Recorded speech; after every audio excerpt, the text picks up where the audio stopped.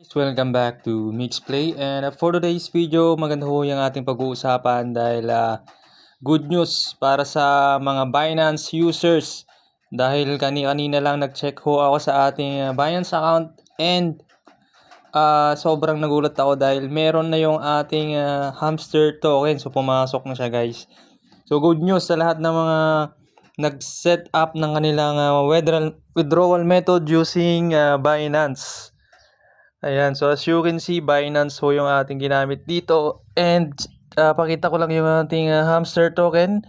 So meron tayo ditong 2,473 na makukuha.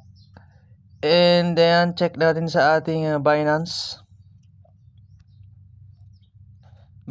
account. So dito sa spot, so check natin at eto nga guys. Ayan, meron na siya.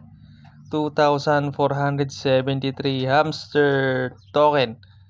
Ayan, so sa mga Binance user dyan, pwede nyo nang tignan at i-check kung na-receive nyo na rin yung inyong mga hamster token.